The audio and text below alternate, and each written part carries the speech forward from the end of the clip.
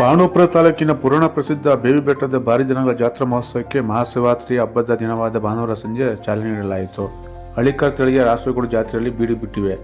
ಬೇವಿ ಬೆಟ್ಟದ ತಪ್ಪಲಿನಲ್ಲಿರುವ ಮೈಸೂರು ಮಹಾರಾಜರ ದನಗಳ ಜಾತ್ರಾ ಮಾಳದಲ್ಲಿ ಬೇವಿ ಬೆಟ್ಟದ ರಾಮರಾಜೇಶ್ವರ ಮಠದ ಪೀಠಾಧ್ಯಕ್ಷ ಸಿ. ಬಸವ ಸ್ವಾಮೀಜಿ ಅವರು ಮಾದೇಶ್ವರ ಸ್ವಾಮಿ ದೇವಸ್ಥಾನಕ್ಕೆ ಹಾಗೂ ಗೋವುಗಳಿಗೆ ಪೂಜೆ ಸಲ್ಲಿಸುವ ಮೂಲಕ ಜಾತ್ರಾ ಮಹೋತ್ಸವಕ್ಕೆ ಚಾಲನೆ ನೀಡಿದರು. ಬಳಿಕ ವಿವಿಧ ಇಲಾಖೆಗಳು ರೈತರಿಗೆ ಮಾಹಿತಿ ನೀಡಲು ಆಯೋಜಿಸಿರುವ ವಸ್ತು ಪ್ರದರ್ಶನವನ್ನು ಅವರು ಉದ್ಘಾಟಿಸಿದರು. ಬೇವಿ ಬೆಟ್ಟ ಜನಗಳ ಜಾತ್ರಾ ಮಹೋತ್ಸವ ಸಮಿತಿಯು ಫೆಬ್ರವರಿ 15ರಿಂದ 23ರವರೆಗೆ ಜಾತ್ರಾ ಮಹೋತ್ಸವ ಆಯೋಜಿಸಿದ್ದು, ಸ್ಥಳೀಯ ಜಿಲ್ಲೆ ಹಾಗೂ ರಾಜ್ಯದ ಬೇರೆ ಬೇರೆ ಜಿಲ್ಲೆಗಳಿಂದಲೂ ರಾಸುಗಳು ಬಂದು ಸೇರುತ್ತಿವೆ.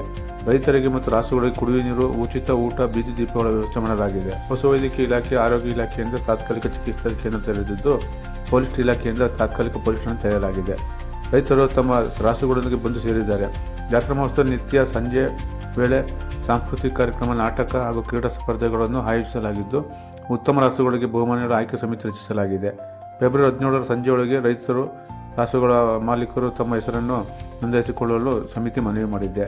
ತಹಸೀಲ್ದಾರ್ ಬಸವರೆಡ್ಡಪ್ಪ ರೋಣದ ಮಾತನಾಡಿ, ಬೇವಿ ಬೆಟ್ಟದ ಜನಗಳ ಜಾತ್ರೆ ಹೊಸ ಅನುಭವ ತಂದಿದೆ. ನನಗೆ ಇಷ್ಟರಲ್ಲಿ ನಿವೃತ್ತನಾಗುವ ನಾನು ದನಗಳನ್ನು ಸಾಕುವ ಮನಸ್ಸು ಮಾಡಿದ್ದೇನೆ.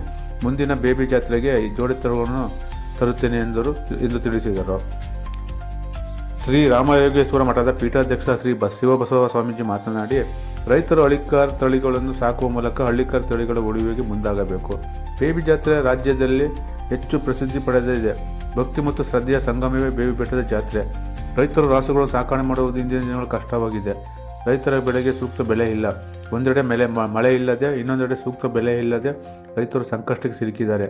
ದೇಶದಲ್ಲಿ ರೈತರು ಯೋಧರು ಎರಡು ಕಣ್ಣುಗಳಿದ್ದಂತೆ, ಇಬ್ಬರನ್ನು ನಾವು ಗೌರವಿಸಬೇಕು ಎಂದರು. ರೈತ ಸಂಘದ ವರಿಷ್ಠ ನಾಯಕಿ ಸುನೀತಾ ಪುಟ್ಟಣಯ್ಯ ಮಾತನಾಡಿ, ಬೇವಿ ಬೆಟ್ಟ ಜನಗಳ ಜಾತ್ರೆ ಸಾಕಷ್ಟು ವಿಶೇಷತೆ ಕೂಡಿದೆ. ಪ್ಲಾಸ್ಟಿಕ್ ಮುಕ್ತ ಜಾತ್ರೆಗೆ ಶಾಸಕ ದರ್ಶನ್ ಪುಟ್ಟಣಯ್ಯ ಮುಂದಾಗಿದ್ದು, ಪ್ರತಿಯೊಬ್ಬರೂ ಅವರಿಗೆ ಸಹಕರಿಸಬೇಕು. 30ಕ್ಕೂ ಹೆಚ್ಚು ಉಚಿತ, ಸಾಮೂಹಿಕ, ಸರಳ ವಿವಾಹ ಮಾಡಲಾಗುತ್ತದೆ. ಹೀಗಾಗಿ ಎಲ್ಲರ ಜೊತೆಗೂಡಿ ಒಗ್ಗಟ್ಟಿನ ಜಾತ್ರೆ ನಡೆಸಿ ಯಶಸ್ವಿಗೊಳಿಸಿಕೊಡಬೇಕೆಂದು ಅವರು ಮನವಿ ಮಾಡಿದರು. ಪ್ಲಾಸ್ಟಿಕ್ ಮುಕ್ತ ಜಾತ್ರೆಯಲ್ಲಿ ಪ್ಲಾಸ್ಟಿಕ್ ಬಳಕೆ ನಿಷೇಧವಿದ್ದು, ಪ್ಲಾಸ್ಟಿಕ್ ಮುಕ್ತ ಮಾಡಲು ಸಮಿತಿಯು ಕೆಲಸ ಮಾಡುತ್ತಿದೆ. ಹೋಟೆಲ್, ಟೀ, ಕಾಫಿ, ಕ್ಯಾಂಟೀನ್ಗಳು, ಅಂಗಡಿ ಮುಂಗಟ್ಟುಗಳು, ರಾಸುಗಳ ಮಾಲೀಕರು ಹಾಗೂ ಸಾರ್ವಜನಿಕರು ಪ್ಲಾಸ್ಟಿಕ್ ಬಳಸದಂತೆ ಅರಿವು ಮೂಡಿಸಲಾಗುತ್ತಿದೆ. ಕಂಗೊಳಿಸುತ್ತಿರುವ ಬೇವಿ ಬೆಟ್ಟ. ಬೇವಿ ಬೆಟ್ಟ ಸಿದ್ಧಲಿಂಗೇಶ್ವರ ಮತ್ತು ಮಾದೇಶ್ವರ ದೇವಸ್ಥಾನ, ಜಾತ್ರಾ ಮಾಳ, ರಾಮರಾಜೇಶ್ವರ ಮಠ ಸೇರಿದಂತೆ ಇಡೀ ಬೇವಿ ಬೆಟ್ಟವು ವಿದ್ಯುತ್ ದೀಪಾಲಂಕಾರಗಳಿಂದ ಕಂಗೊಳಿಸುತ್ತಿದೆ. ಉಚಿತ ಊಟ, ತಿಂಡಿ ವ್ಯವಸ್ಥೆ. ಜಾತ್ರೆಯಲ್ಲಿ ಭಾಗವಹಿಸುವ ರೈತರು ಹಾಗೂ ಸಾರ್ವಜನಿಕ ಮಠದಲ್ಲಿ ಉಚಿತವಾಗಿ ತಿಂಡಿ ಹಾಗೂ ಊಟದ ವ್ಯವಸ್ಥೆ ಮಾಡಲಾಗಿದೆ. ಕಾರ್ಯಕ್ರಮದ ಉದ್ಘಾಟನಾ ವೇಳೆ taluk panchayat EO MS Veena, PEO Dharmasetti, police sub inspector Lingaraju, ರೈತ ಸಂಘದ ವರಿಷ್ಠೆ ಸುನೀತಾ ಪುಟ್ಟಣಯ್ಯ, ರೈತ ಸಂಘದ ತಾಲೂಕು ಅಧ್ಯಕ್ಷ ಕೆನ್ನಾಳ್ ವಿಜಯಕುಮಾರ್, ಕಾರ್ಯದರ್ಶಿ YP ಮಂಜುನಾಥ್, ಸರ್ವೋದಯ ಕರ್ನಾಟಕ ಪಕ್ಷದ ತಾಲೂಕು ಅಧ್ಯಕ್ಷ S ದಯಾನಂದ, ಮುಖಂಡರಾದ KT ಗೋವಿಂದೇಗೌಡ, ಚಿಕ್ಕಾಡೆ ಹರೀಶ್, ರಾಘವ ಪ್ರಕಾಶ್, ಗ್ಯಾರಂಟಿ ಯೋಜನೆಗಳ ಅನುಷ್ಠಾನದ ಅಧ್ಯಕ್ಷ H ಕೃಷ್ಣೇಗೌಡ, ಕಿಸಾನ್ ಕಾಂಗ್ರೆಸ್ ತಾಲೂಕು ಅಧ್ಯಕ್ಷ CR ರಮೇಶ್, ದಸಂಸ ಮುಖಂಡ DK ಅಂಕಯ್ಯ ಸೇರಿದಂತೆ ಇತರರು ಹಾಜರಿದ್ದರು.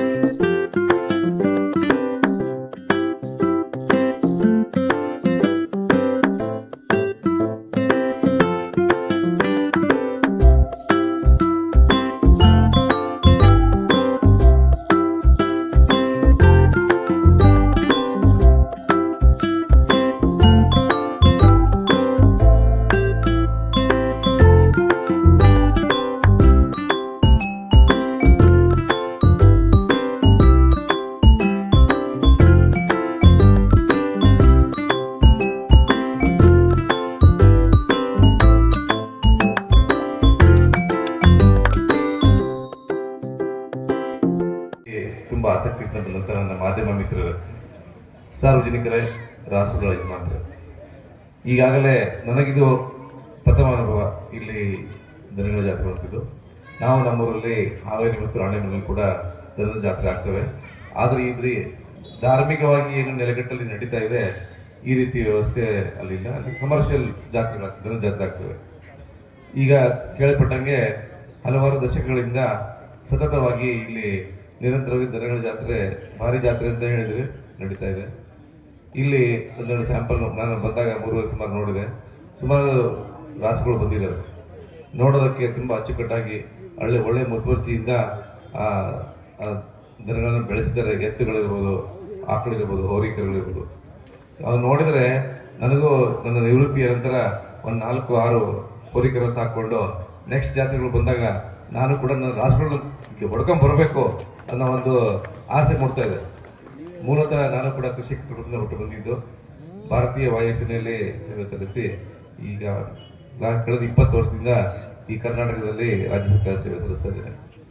ಈ ಒಂದು ಅನುಭವ ಇದೆಯಲ್ಲ, ಗುರುಗಳ ದಿವ್ಯ ಸಾನ್ನಿಧ್ಯ, ಬೆಟ್ಟದ ತಪ್ಪಲಿನಲ್ಲಿ ಈ ವ್ಯವಸ್ಥೆ, ಈ ಎಲ್ಲ ವ್ಯವಸ್ಥೆಯನ್ನು ನಮ್ಮ ದೌರ್ಜನ್ಯ ಮಾಡ್ಕೊಂಡು ಬರ್ತಿದ್ದ ನಮ್ಮೆಲ್ಲರ ಮೆಚ್ಚಿನ ಶಾಸಕರಾದ ದರ್ಶನ್ ಪುಟ್ಟಣ್ಣ ಅವರು ನೋಡಿ ಇವತ್ತು ಫಂಕ್ಷನ್ ಇಲ್ಲದೆ ಹೋದ್ರೂ ಪ್ರತಿಯೊಂದನ್ನು ಅಚ್ಚುಕಟ್ಟಾಗಿ ವ್ಯವಸ್ಥೆ ಮಾಡಿದ್ದಾರೆ. ಒಂದು ತಿಂಗಳಿಂದ ಮೀಟಿಂಗ್ ಮಾಡಿ ಯಾವುದಕ್ಕೆ ಏನಾಗಬೇಕು, ಯಾವ ಇಲಾಖೆಗೆ ಏನಾಗಬೇಕು, ತಾಲೂಕು ಆಡಳಿತದವರು ಆಗಲಿ, ನಮ್ಮ ತಾಲೂಕು ಪಂಚಾಯತಿಯಿಂದ PDO, ಗ್ರಾಮ ಲೆಕ್ಕಿಗರು, ಪ್ರತಿಯೊಂದನ್ನು ಅಚ್ಚುಕಟ್ಟಾಗಿ ಮೊನ್ನೆ ಕೂಡ ಶುಕ್ರವಾರ ಮತ್ತು 2 ಸಲ ಮೀಟಿಂಗ್ ಮಾಡಿಬಿಟ್ಟು ಪರಿಶೀಲಿಸಿಕೊಂಡು ಯಾವುದರಲ್ಲೂ ಕುಂದುಕೊರತೆ ಉಳ್ಕೊಂಡಿರಬಾರ್ದು ಅನ್ನೋ ರೀತಿ ವ್ಯವಸ್ಥೆ ಮಾಡಿದ್ದಾರೆ. ಈ ಸಲ ಹೇಳಿದಂತೆ ಪ್ಲಾಸ್ಟಿಕ್ ಮುಕ್ತ ಜಾತ್ರೆ. ಈ ಪ್ಲಾಸ್ಟಿಕ್ ನಾವು ಮುಖ್ಯವಾಗಿ ಗಮನಿಸಬೇಕಾಗಿದ್ದು ಈ ಏಕ ಬಳಕೆಯ ಸಿಂಗಲ್ ಯೂಸ್ ತೆಳುವಾದ 40 ಮೈಕ್ರಾನ್ ಕಮ್ಮಿ ಇರ್ತಕ್ಕಂಥ ಪ್ಲಾಸ್ಟಿಕ್ಕನ್ನು ನಾವು ಅವಾಯ್ಡ್ ಮಾಡ್ಕೋಬೇಕು. ಅದನ್ನು ಬಳಸಬಾರ್ದು ಅಂತ ಪ್ರಮುಖವಾಗಿ ಬರೋದು ಈ ಪ್ಲಾಸ್ಟಿಕ್ ನಮ್ಮ ವ್ಯಾಪಾರಸ್ಥ ಮಿತ್ರರಲ್ಲಿ ನಾನು ಏನಕ್ಕೆ ಹೋದ್ರಂದ್ರೆ, ಈ ಜಾತ್ರೆಗಳ ಥೀಮ್ನಲ್ಲಿ ನಮ್ಮ ಮಾನ್ಯ ಶಾಸಕರು ಹೇಳಿದಾಗ್ತದೆ, ನಾವು ಪ್ಲಾಸ್ಟಿಕ್ಕನ್ನು ಅವಾಯ್ಡ್ ಮಾಡೋಣ. ಎರಡನೇದು, ನಾವು ಖರೀದಿದಾರರು ನಾವೊಂದು ಜಾಬಲ್ಲಿ ಒಂದು ಬಟ್ಟೆ ಚೀಲನ ಖರ್ಚಿಪನ್ನು ಯಾವ್ದು ಇಟ್ಕೋತೀವೋ 2 ಖರ್ಚಿಪ್ ಸೈಜನ್ನ ಹೊಲಿಸ್ಕೊಂಡು ಇಟ್ಕೊಂಡ್ ಬಂದ್ರು ನಾವು ಏನೋ ಒಂದು ಸಣ್ಣ ಪುಟ್ಟ ಪದಾರ್ಥ ಇರ್ಬೋದು ಹಾಕೊಂಡು ಹೋಗ್ಬೋದು. ಇದು 2 ಕಡೆಯಿಂದ ನಾವು ಗ್ರಾಹಕರಾಗಿ ಹೋಗ್ಬಿಟ್ಟು ಕೇಳಿದಾಗಲೇ ಅವರು ಇನ್ವೈಟ್ ಮಾಡಿಲ್ಲ, ಆದರೂ ಬಂದಿದ್ದೀವಿ ಅಂದರು. ನೀವು ನಿಜವಾಗೂ ಪುಟ್ಟಣ್ಣಯ್ಯನವರ ಕುಟುಂಬದ ಬಗ್ಗೆ ನಿಜವಾಗೂ ಎಲ್ಲರೂ ಒಂದು ಚಪ್ಪಾಳಿ ಹೊಡಿಬೇಕು ಅವ್ರಿಗೆ. ಇಷ್ಟೊಂದು ಕರೀದೆ ಬರೋರ್ಗೆ ಏನಂದರೆ ವಿಶಾಲ ಮನಸ್ಸಿರೋರು ಮಾತ್ರ ಅದ ರೀತಿಯಾಗಿ ಏನೋ ತಪ್ಪ ಅಭಿಪ್ರಾಯ ಇಟ್ಕೊಳ್ಳದೆ ಬರುವಂಥವ್ರು. ಹಾಗಿರೋದ್ರಿಂದ ಯಾಕಂದರೆ ಕಮಿಟಿ ಮಾಡಿದ್ವಿ, ಕಮಿಟಿ ಮೂಲಕ ಒಂದು ವ್ಯತ್ಯಾಸ ಆಗಿದೆ. ನಿಮಗೆ ಪತ್ರಿಕೆನ ಅವರು ತಲುಪಿಸಿಲ್ಲ. ಆದ್ದರಿಂದ ಅವರೆಲ್ಲರ ಪರವಾಗಿ, ಜಾತ್ರಾ ಮಹೋತ್ಸವದ ಪರವಾಗಿ ನಾನು ನಿಮ್ಮಲ್ಲಿ ಕ್ಷಮೆಯನ್ನು ಕೇಳ್ತೀನಿ. ಯಾಕಂದರೆ 23ರವ್ರಿಗೆ ನೀವಿಲ್ಲ ಅಂದರೆ ಈ ಕಾರ್ಯಕ್ರಮಗಳು ಏನೋ ಗೊತ್ತಾಗಲ್ಲ ಜನಗಳಿಗೆ. ಅದರಿಂದ 23ನೇ ತಾರೀಕುವರೆಗೂ ಕೂಡ ನೀವೆಲ್ಲರೂ ಇದ್ದು ಈ ಕಾರ್ಯಕ್ರಮವನ್ನು ಯಶಸ್ವಿ ಮಾಡಬೇಕು ಅಂತೇಳಿ ಕೇಳ್ತಾ ಇದ್ದೀನಿ. ಜೊತೆಗೆ ಈಗ ಪ್ರತಿದಿನ ಕೂಡ ಸಾಂಸ್ಕೃತಿಕ ಕಾರ್ಯಕ್ರಮಗಳಿರ್ತದೆ. ಮತ್ತು ಇನ್ನೂ ಹೆಚ್ಚೆಚ್ಚು ರಾಷ್ಟ್ರಗಳು ಇವತ್ತಿಂದ ಶುರುವಾಗಿದೆ ಬರೋದಕ್ಕೆ. ಈ ರೀತಿ ಮತ್ತು ಕ್ರೀಡೆ, ಮಹಿಳೆಯರಿಗೆ ಒಂದು ಕ್ರೀಡೆ ಇದೆ. ಮಕ್ಕಳು ಶಾಲಾ ಮಕ್ಕಳುಗಳಿಗೆಲ್ಲರೂ ಕೂಡ ಬಹುಮಾನ ಮತ್ತು ಆಟಗಳಿದೆ ಅವ್ರಿಗೆಲ್ರಿಗೂ. ಈ ರೀತಿಯಾಗಿ ಎಲ್ಲ ರೀತಿಯಾದ ಕಾರ್ಯಕ್ರಮಗಳನ್ನು ಈ ಜಾತ್ರಾ ಮಹೋತ್ಸವದಲ್ಲಿ ನಡೀತಾ ಇದೆ. ಜಾತ್ರೆ ಅಂದರೆ ಬರೀ ದನಗಳ ಜಾತ್ರೆ ಅಲ್ಲ, ಈಗ ತುಂಬ ಬದಲಾವಣೆಯಾಗಿದೆ. ಮತ್ತು ಅನ್ನದಾಸೋಹ 19ನೇ ತಾರೀಕು ಹೆಚ್ಚು ಕಡಿಮೆ ಆಗಲೇ 30 ಆಗಿರ್ಬೇಕನ್ನೋ ಅನಿಸುತ್ತೆ. ಸರಳ ಮದುವೆ, ಸಾಮೂಹಿಕ ಸರಳ ಮದುವೆ ಇದೆ. ಎಲ್ಲರೂ ಕೂಡ ಸ್ವಚ್ಛತೆ ಬಗ್ಗೆ ಹೇಳ್ಬೇಕಂದ್ರೆ ಒಂದು ಎಕ್ಸಾಂಪಲ್ ಹೇಳ್ತೀನಿ. ದರ್ಶನ್ ಹೇಳಿದ್ರು ಇಲ್ಲಿ ಯಾರು ಪ್ಲಾಸ್ಟಿಕ್ ಉಪಯೋಗಿಸಂಗಿಲ್ಲ ಅಂತ. ಈಗ ನನಗೆ ನೀರು ಕುಡಿಬೇಕು ಅನಿಸ್ತು, ಕಾರಿಂದ ಅವ್ನು ಬಾಟ್ಲು ತಂದು ಕುಡಿದೆ. ಯಾಕಂದರೆ ಅವ್ನು ಮಾಡೋ ಶಿಸ್ತು ಸರಿ. ಆದರೆ ನಮ್ಮಲ್ಲಿ ಕೆಂಪಮ್ಮ ಅಂತಿದ್ದಾರೆ, ದರ್ಶನ್ ರಾತ್ರಿ ಮನೆಗೆ ಬಂದರೆ ಬನ್ನಿ ಇಲ್ಲಿ ನಿಮ್ಮ ಮಗ ಏನೋ ತಂದಿದ್ದಾನೆ ಅಂದರೆ ನಾನು ಹೋಗಿ ನೋಡಿದ್ರೆ ಅವ್ನ ಪ್ಯಾಂಟ್ ಜಾಬಲ್ಲಿ 7-8 ಪ್ಲಾಸ್ಟಿಕ್ ಲೋಟ ಯಾರ್ಯಾರು ಮಜೆ ಕೊಟ್ಟಿರ್ತಾರೆ, ಯಾರು ನೀರು ಕೊಟ್ಟಿರ್ತಾರೆ ಎಲ್ಲ ಪ್ಯಾಂಟ್ ಜಾಬಲ್ಲಿ ಇಟ್ಕೊಂಡಿರ್ತಾನೆ. ಎಲ್ಲ MLAಗೆ ಏನೇನೋ ತಂದಿರ್ತಾನೆ ಏನೋ ಅಂದ್ಕೊಂಡೆ, ಆದರೆ ಪ್ಲಾಸ್ಟಿಕ್ ಲೋಟಗಳು ತಂದಿದ್ದ. ಯಾಕೆಂದರೆ ಸ್ವಚ್ಛವಾಗಿರೋದು ಎಲ್ಲರೂ ನಮ್ಮ ಮನೆಗಳಿಂದ ಹಿಡಿದು ಎಲ್ಲ ಅದರಲ್ಲೂ ಜಾತ್ರೆಯಲ್ಲಿ ಸಾವಿರಾರು ಜನ ಬರ್ತಾರೆ. ಅದರಿಂದ ಬೇರೆ ಯಾವ ರೀತಿಯಾದ ಒಂದು ವ್ಯತ್ಯಾಸ, ಆರೋಗ್ಯ ವ್ಯತ್ಯಾಸ ಆಗದೇ ಇರೋ ರೀತಿ ಇರಲಿ ಅಂತೇಳಿ ಪ್ಲಾಸ್ಟಿಕ್ಕನ್ನು ಅವಾಯ್ಡ್ ಮಾಡಿದ್ದಾರೆ. ಹೀಗಾಗಿ ಅವೆಲ್ಲರೂ ಕೂಡ ಒಗ್ಗಟ್ಟಾಗಿ ಕೈ ಜೋಡಿಸ್ಬೇಕು. ಸ್ವಾಮೀಜಿಯವರು ಮತ್ತು MLA ಅವರೊಬ್ಬರೇ ಯಾವುದೇ ಕೆಲಸಗಳನ್ನ ಮಾಡೋಕ್ಕಾಗಲ್ಲ. ಇಲ್ಲಿ ಬಂದಿರುವಂಥ ಜನರು ಮತ್ತು ಮಾಧ್ಯಮ ಮಿತ್ರರು, ಆರಕ್ಷಕ ಇಲಾಖೆಯವರು ಎಲ್ಲರೂ ಕೂಡ ಕೈ ಜೋಡಿಸಿದ್ರೆ ಈ ಜಾತ್ರಾ ಮಹೋತ್ಸವನ ಬಹಳ ಯಶಸ್ವಿಯಾಗಿ ನಾವು ಮಾಡ್ಬೋದು. ತಾವೆಲ್ಲರೂ ಕೂಡ ಈಗ ಹೇಳಿದ್ರು, ಈಗ ಪೊಲೀಸ್ ಅಧಿಕಾರಿಗಳು ಲಿಂಗರಾಜ್ ಅವರು ಹೇಳಿದ್ರು, ನಾವೆಲ್ಲ ನಿಮ್ಮ ಜೊತೆಗಿರ್ತೀವಿ, ಎಷ್ಟೊತ್ತಲ್ಲ ಆಗಲಿ 24/7 ನಾವು ಕೆಲಸ ಮಾಡ್ತೀವಿ ಅಂತೇಳಿ ಅವ್ರಿಗೂ ಕೂಡ ಜಾತ್ರೆಯ ಮಹೋತ್ಸವದ ಪರವಾಗಿ ಒಂದು ಧನ್ಯವಾದವನ್ನು ಹೇಳ್ತೇನೆ. ಜೊತೆಗೆ ಈಗ ಏನಾಗಿದೆ ಅಂದರೆ ಈ ಕಾರ್ಯಕ್ರಮದಲ್ಲಿ ಸಾಮೂಹಿಕ ಸರಳ ಮದುವೆ ಜೊತೆಗೆ ಎಲ್ಲರೂ ಕೂಡ ಒಂದು ಒಗ್ಗಟ್ಟಾಗಿ ಒಂದು ಕಡೆ ಸೇರಿ ಒಂದು ಸಾಂಸ್ಕೃತಿಕವಾಗಿ ನಾವು ನೀವೆಲ್ಲ ಎಲ್ಲೆಲ್ಲೋ ಇರ್ತೀವಿ, ಎಲ್ಲ ಈ ತಾಲೂಕಿನ ಪಂಚಾಯತಿಗಳ ಎಲ್ಲ ಪಿ ಡಿ ಒಗಳಿರ್ಬೋದು, ಹಿರಿಯರು ಇರ್ಬೋದು, ಎಲ್ಲರೂ ಬಂದು ಒಗ್ಗಟ್ಟಾಗಿ ಏನೇ ಸಮಸ್ಯೆ ಆದ್ರೂ ಅಥವಾ ಏನು ವ್ಯತ್ಯಾಸ ಆದರೂ ಕೂಡ ನೀವೆಲ್ಲರೂ ಕೂಡ ಸೇರಿ ಈ ಜಾತ್ರೆಯನ್ನು ಒಗ್ಗಟ್ಟಾಗಿ ನೆರವೇರಿಸ್ಕೊಡ್ಬೇಕು ಅಂತೇಳಿ ತಮ್ಮೆಲ್ಲರಲ್ಲಿ ಮನವಿ ಮಾಡ್ತೀನಿ. ಜೊತೆಗೆ ಈ ಕಾರ್ಯಕ್ರಮದಲ್ಲಿ ಕರೆಸಿ ನಮ್ಮನ್ನ ಉದ್ಘಾಟನೆ ಮಾಡಿ 2 ಮಾತಾಡಲು ಅವಕಾಶ ಕೊಟ್ಟ ತಮ್ಮೆಲ್ಲರಿಗೂ ನಮಸ್ಕರಿಸಿ. ಶರಣಾರ್ಥಿಗಳು. ಬೇಬಿ ಬೆಟ್ಟದ ಭಾರಿ ದನಗಳ ಜಾತ್ರೆ ನಿನ್ನೆ ಮೊನ್ನೆ ಜಾತ್ರೆ ಆಯಿತು ಅನ್ನೋ ಅಷ್ಟಾದ್ರೆ 2026ನೇ ಜಾತ್ರೆ ಪ್ರಾರಂಭ ಆಗೇ ಬಿಡ್ತು. ಆದರೆ ದಿನಗಳು ಹೇಗೆ ಕಳೀತಾ ಇದ್ದಾವೆ ಅಂತಲೇ ಗೊತ್ತಾಗ್ತಾ ಇಲ್ಲ. ಕಳೆದ ವರ್ಷ ಫೆಬ್ರವರಿ ಕೊನೆ ಹಂತದಲ್ಲಿ ಜಾತ್ರೆ ಪ್ರಾರಂಭ ಆಗಿತ್ತು. ಈ ವರ್ಷ ಆಗಲೇ ಫೆಬ್ರವರಿ ಮೊದಲನೇ ಹಂತಕ್ಕೆ ಜಾತ್ರೆ ಪ್ರಾರಂಭ ಆಗೇ ಬಿಡ್ತು. ಇದೆಲ್ಲ ಯಾರಿಗೋಸ್ಕರ ಜಾತ್ರೆ ಅಂತಂದರೆ ರೈತಾಪಿ ಬಂಧುಗಳಿಗೆ ಇದು ಹಬ್ಬದ ಒಂದು ಜಾತ್ರೆ.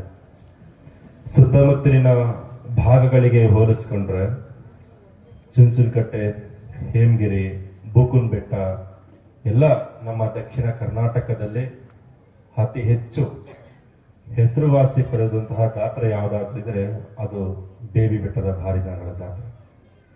ಯಾಕೆ ಅಂತಂದ್ರೆ ಪ್ರತಿಯೊಬ್ಬ ರೈತನಿಗೂ ಸಹ ಅವನು ತನ್ನ ಮಕ್ಕಳಿಗಿನ್ನ ಹೆಚ್ಚಾಗಿ ಆ ಪ್ರಾಣಿಗಳನ್ನ ಸಾಕಿ ಅದನ್ನು ಮಾರಾಟ ಮಾಡುವಂತ ನೆಪದಲ್ಲಿ ಒಂದು ಕಡೆ ಸೇರೋದನ್ನ ನಾವು ಜಾತ್ರೆ ಅಂತ ಕರಿತೇವೆ. ಆದ್ರೆ ಎಷ್ಟು ಕಷ್ಟ ಇದೆ ಅಂತಂದ್ರೆ ಒಬ್ಬ ರೈತ ಇವತ್ತಿನ ಪರಿಸ್ಥಿತಿಯಲ್ಲಿ ತಾನು ಬೆಳೆದಂತಹ ಬೆಳೆಗೆ ಸರಿಯಾದಂತಹ ಒಂದು ಬೆಲೆ ಸಿಗ್ತಾ ಇಲ್ಲ, ಕಾಲಕ್ಕೆ ಮಳೆ ಆಗ್ತಾ ಇಲ್ಲ.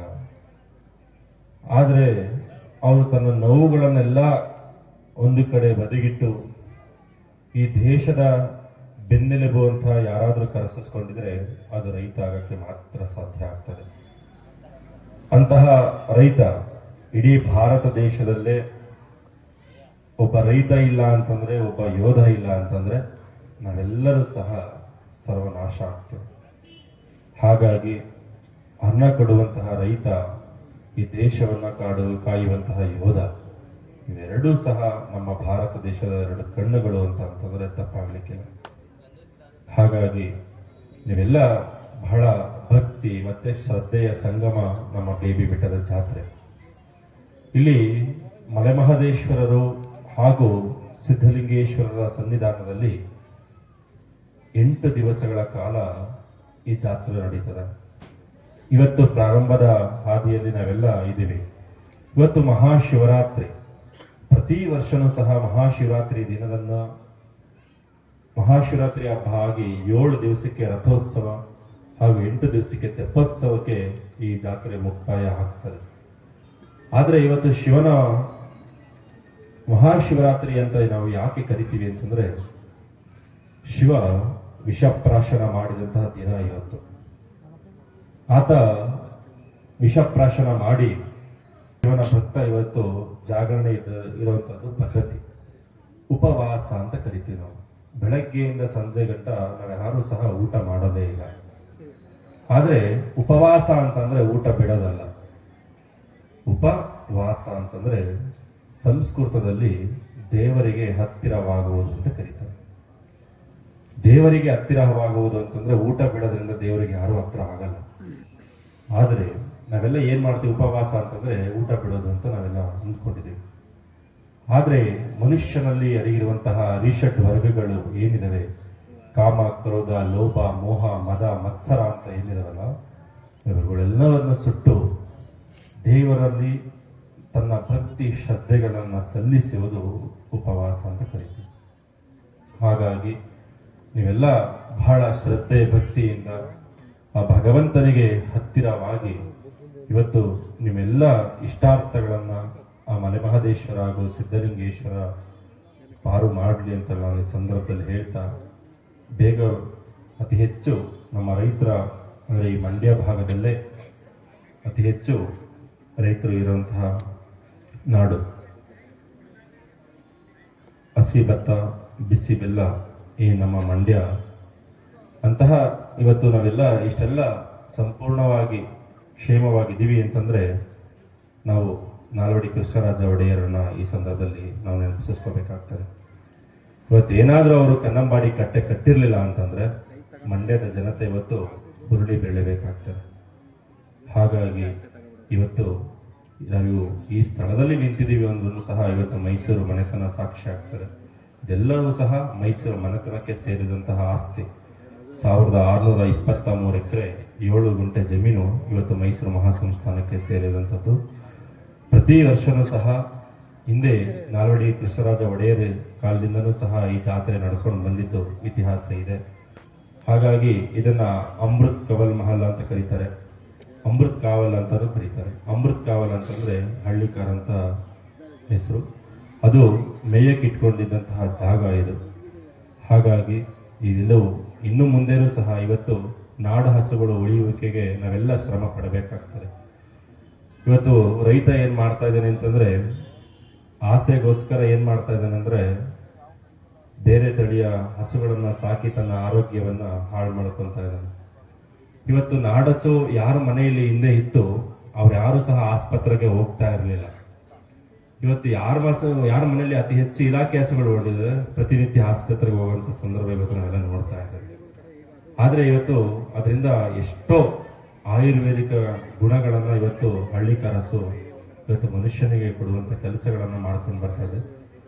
ಹಾಗಾಗಿ ನೀವೆಲ್ಲ ಆದಷ್ಟು ಹಳ್ಳಿಕಾರ ಹಸುಗಳನ್ನ ಉಳಿಸುವಂತ ಕೆಲಸಗಳು ನೀವೆಲ್ಲರೂ ಸಹ ಮಾಡಬೇಕು ಅಂತ ನಾನು ಈ ಸಂದರ್ಭದಲ್ಲಿ ಹೇಳ್ತಾ, ಹಾಗೆ ಈ ಮೇಲಿಕೋಟೆ ಕ್ಷೇತ್ರದ ಶಾಸಕರಾದಂತಹ ದರ್ಶನ್ ಪುಟ್ಟಣ್ಣಯ್ಯನವರು ಕಳೆದ 3 ವರ್ಷಗಳಿಂದಲೂ ಸಹ ಪ್ರತಿ ವರ್ಷನೂ ಸಹ ವರ್ಷಕ್ಕಿಂತ ವರ್ಷ ಅತಿ ಹೆಚ್ಚು ಶ್ರಮ ವಹಿಸಿ ಈ ಜಾತ್ರೆಯ ಮೆರುಗನ್ನ ಇಡೀ ಕರ್ನಾಟಕಕ್ಕೆ, ಹೊರ ರಾಜ್ಯಕ್ಕೆ ಮುಟ್ಟಿಸುವಂತ ಕೆಲಸ ಯಾರಾದರೂ ಶಾಸಕರು ಮಾಡಿದ್ರೆ ಅದು ದರ್ಶನ್ ಪುಟ್ಟಣ್ಣಯ್ಯನವರು ಅಂತ ಹೇಳಿ. ಏಕೆ ಅಂತಂದ್ರೆ ಕಳೆದ ವರ್ಷ ಅವರು ಚಲಂಜಿಂಗ್ ದರ್ಶನ್ ಅವರ ಎತ್ತುಗಳನ್ನ ಕಟ್ಟಿಸಿ ಇಲ್ಲೂ ಅವರ ಶ್ರೀಮತಿಯರು ಸಹ ಸರಳ ಸಾಮೂಹಿಕ ವಿವಾಹಗಳನ್ನ ಕರೆತಂದು ಅತಿ ಹೆಚ್ಚು ಚಿನ್ನ, ಅವರು ಕಳೆದ ಬಾರಿ 64 ಜೊತೆ ಎತ್ತಿಗೆ ಚಿನ್ನವನ್ನ ಕೊಟ್ಟಿದ್ದು. ಅದೇ ರೀತಿ ಈ ವರ್ಷನೂ ಸಹ ಪ್ರತಿಯೊಬ್ಬರಿಗೂ ಸಹ ಯಾರಿಗೂ ಮೋಸ ಆಗದ ಹಾಗೆ ಹೊರಗಡೆಯಿಂದ ಅಧಿಕಾರಿಗಳನ್ನ ಕರೆಸಿ ಪಶುಸಂಗೋಪನಾ ಅಧಿಕಾರಿಗಳನ್ನು ಆರೋಗ್ಯವನ್ನ ವಿಚಾರಿಸಿ ಅವರಿಗೆ ಬಹುಮಾನಗಳನ್ನು ಕೊಡುವಂತ ಕೆಲಸಗಳನ್ನು ಇವತ್ತು ದರ್ಶನ್ ಪುಟ್ಟಣ್ಣಯ್ಯನವರು ಮಾಡ್ಕೊಂಡು ಬಂದಿದ್ದಾರೆ. ಅದೇ ರೀತಿ ಕಳೆದ 1 ತಿಂಗಳಿಂದನೂ ಸಹ ಅವರು ತನ್ನದೇ ಆದಂಥ ಪರಿಶ್ರಮದಿಂದ ಎಲ್ಲ ಅಧಿಕಾರಿ ವರ್ಗದವರನ್ನ ಒಂದು ಕಡೆ ಸೇರಿಸಿ ಯಾವುದೇ ರೀತಿ ರೈತರಿಗೆ ಸಮಸ್ಯೆ ಆಗಬಾರ್ದು, ಜಾನುವಾರುಗಳಿಗೆ ಕುಡಿಯುವ ನೀರಿನ ಸಮಸ್ಯೆ ಆಗಿರಲಿ ಹಾಗೂ ದೀಪಾಲಂಕೃತವಾದಂತಹ ಸಮಸ್ಯೆ ಆಗಿರಲಿ ಯಾವುದು ಆಗಬಾರ್ದು ಅಂತ ಹೇಳಿ ಅವರು ಅತಿ ಹೆಚ್ಚು ಶ್ರಮ ವಹಿಸಿ ಜಾತ್ರೆಗೆ ಅನುವು ಮಾಡಿಕೊಟ್ಟು ಹೋಗಿದ್ದಾರೆ.